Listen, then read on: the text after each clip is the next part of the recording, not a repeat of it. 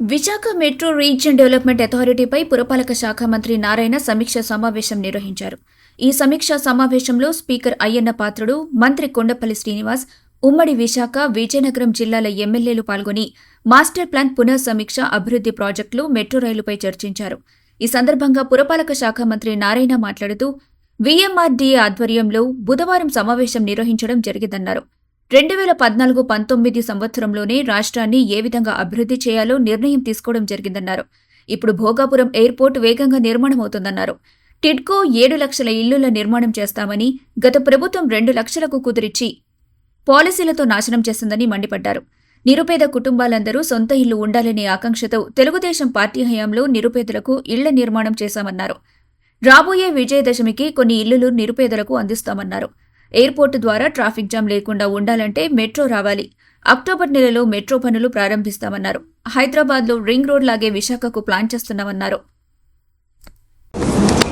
విశాఖపట్నంలో విఎంఆర్డీఏ రీజియన్లో ఉన్న ప్రజాప్రతినిధులు అంటే అటు ఎమ్మెల్యేలు కావచ్చు, ఎంపీలు కావచ్చు, లేదా కార్పొరేషన్ చైర్మన్లు కావచ్చు, వీరందరితో యాక్చువల్గా ఈరోజు రివ్యూ పెట్టాము. దానికి ఈ యొక్క 3 జిల్లాల కలెక్టర్లు మరి ఇతర అధికారులు, అటు R&B డిపార్ట్మెంట్ కావచ్చు, నేషనల్ హైవే కావచ్చు, అదేవిధంగా టిట్కో, తర్వాత ఈఎన్సీ అందరూ యాక్చువల్గా పాల్గొన్నారు. అనేక సమస్యలను యాక్చువల్గా చెప్పడం జరిగింది. వాటన్నిటికి కూడా ఎలా సొల్యూషన్ చేయాలి, ఎంత టైంలో చేయాలనేది ఒక దిశానిర్దేశంగా ముందుకు పోవడం జరిగింది. 2014-19లోనే ముఖ్యమంత్రి గారు అప్పుడున్న 13 జిల్లాల్లో ఒక్కొక్క జిల్లాని ఏ యాంగిల్లో డెవలప్ చేస్తామంటూ విశాఖపట్నంని ఫైనాన్షియల్ సిటీగాను, ఐటీ హబ్గా చేస్తామని ఆ రోజు నిర్ణయించడం జరిగింది. అసెంబ్లీలోని యాక్చువల్గా దాని మీద డిస్కషన్ చేసి నిర్ణయించారు. అదే డైరెక్షన్లో ఈరోజు విశాఖపట్నంకి ఈరోజు ముఖ్యమంత్రి గారు ప్రత్యేకమైన శ్రద్ధ చేస్తూ అనేక ప్రాజెక్టులు తీసుకొచ్చి ఇక్కడ స్టార్ట్ చేస్తున్నారు. ఈ నేపథ్యంలో భోగాపురం ఎయిర్పోర్ట్ త్వరలో అది కంప్లీట్ కాబోతుంది. అయితే అది పూర్తి అయ్యేటప్పటికీ అక్కడికి అంటే ఎవరైతే ఫ్లైట్స్కి వాటికి పోతారో యాక్చువల్గా ట్రాఫిక్స్ ఇబ్బంది కాకుండా ఉండటానికి అటు విఎంఆర్డీఏ వాళ్ళు దాదాపు 22 రోడ్డుని ప్లాన్ చేశారు. అందులో 15 రోడ్లు ఇమీడియట్గా టేకప్ చేయాలని యాక్చువల్గా దానికి సంబంధించిన టెండర్లు ఆ ప్రాసెస్ చేస్తున్నారు. అవన్నీ కూడా త్వరలో వర్క్స్ స్టార్ట్ అవుతాయి. దానికి సంబంధించి కన్సల్టెంట్స్ అందరినీ పిలిచి కంప్లీట్ చేశారు. అదేవిధంగా ఇక్కడ టిట్కో హౌసెస్ మీకు అందరికీ తెలిసిందే, 2014-19లో ఎంతో ప్రతిష్టాత్మకంగా భారతదేశంలో ఏ రాష్ట్రంలో లేనంత విధంగా పేదలు నిరుపేదలకు టిట్కో హౌస్ కట్టాం. 7 లక్షల హౌసెస్ శాంక్షన్ చేసాం, 1-2 కాదు. కానీ గత ప్రభుత్వం వాటిని నిర్వహణ చేసింది. 7 లక్షల హౌసుల్లో 5 లక్షల హౌసెస్ టెండర్ పిలిచి ఎంతో వేగవంతంగా జరుగుతూ ఉంటే గత ప్రభుత్వం వచ్చి వాటిని 2,61,000 కుదించింది. పైన అవన్నీ చేసినట్టు అవి కూడా చేయలే,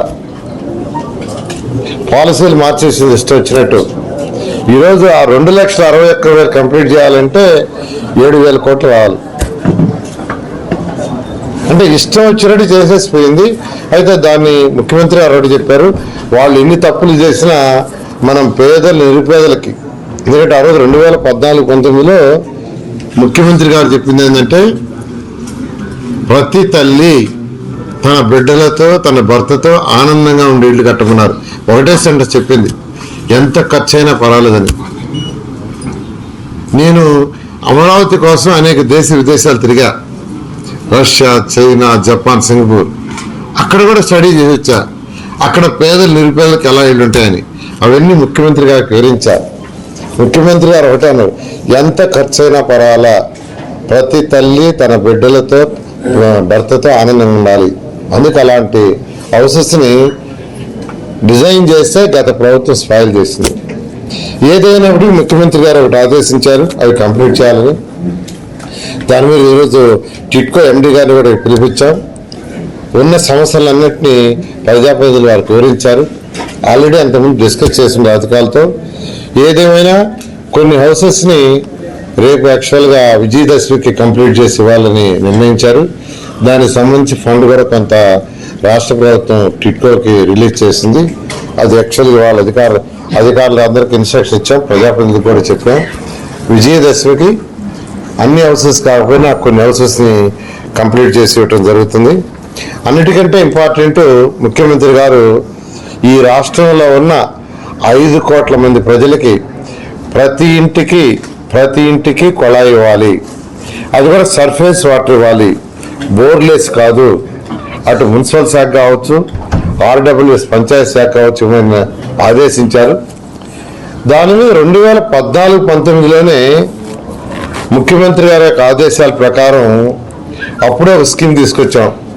ఏషియన్ ఇన్ఫ్రాస్ట్రక్చర్ ఇన్వెస్ట్మెంట్ బ్యాంక్ అని 5,350 కోట్లతో ప్రతి ఇంటికి డ్రింకింగ్ వాటర్ ఇవ్వాలని 2019 ఫిబ్రవరిలో శాంక్షన్ చేశాం. కానీ గత ప్రభుత్వం దాని వాళ్ళ 70% బ్యాంక్ ఇస్తుంది, 30% స్టేట్ గవర్నమెంట్ పెట్టాలా. ఫస్ట్ ఇన్స్టాల్మెంట్ వాళ్ళు రిలీజ్ చేశారు, స్టేట్ గవర్నమెంట్ మ్యాచింగ్ ఫండ్ అది పోయింది. మన జూన్కి టైం అయిపోతే మళ్ళా ముఖ్యమంత్రి గారికి చెప్పి దాన్ని రివైజ్ చేయించాం. ఆ ప్రాజెక్ట్ టేకప్ చేస్తున్నాం. అదేవిధంగా అమృత స్కీమ్ కూడా 2020-21లో శాంక్షన్ చేస్తే దానికి కూడా గత ప్రభుత్వం, రాష్ట్ర ప్రభుత్వం మ్యాచింగ్ ఫండ్కి అది కూడా పోయింది, పక్కన పడిపోయింది. దాన్ని కూడా ఇప్పుడు రివైజ్ చేసాం. దాని టెండర్లు కూడా ఈ మంత్ ఎండింగ్లో పిలుస్తున్నాం. అమృత 2.0 కానీ ఏషియన్ ఇన్ఫ్రాస్ట్రక్చర్ ఈ 2 కానీ ఇస్తే ఈ రాష్ట్రంలో ఉన్న మున్సిపాలిటీస్లో దాదాపు 85% వీళ్ళకి ప్రతి ఇంటికి డైరెక్ట్ కొళాయి ఉంటుంది. ఇప్పుడైతే కొన్ని ఏరియాలో రోడ్లలో ట్యాప్ వేసాం, అక్కడి నుంచి పట్టుకోబోతున్నారు. కొన్ని దగ్గరలో బోర్ వేసి వాటర్ ఇస్తున్నాం. అలా కాకుండా సర్ఫేస్ వాటర్, ట్రీటెడ్ వాటర్ ఇవ్వాలని ముఖ్యమంత్రి గారు ఆదేశించారు. ఆ నేపథ్యంలో దాని మీద ఇక్కడ విశాఖపట్నం తీసుకుంటే ఈ విఎంఆర్డిఏ రీజియన్లో దాదాపు ఈ అమృత స్కీమ్లో కానీ ఏఐబీలో కానీ 834 కోట్లు పెట్టాం. సో 834 కోట్ల పని నెక్స్ట్ మంత్లో స్టార్ట్ అవుతుంది. ఈ మంత్ టెండర్ పిలుస్తున్నాం, నెక్స్ట్ మంత్ నుంచి స్టార్ట్ అవుతుంది. ఇది కానీ పూర్తయితే దాదాపు 85-90% వీళ్ళకి డైరెక్ట్గా కొళాయి ఉంటుంది.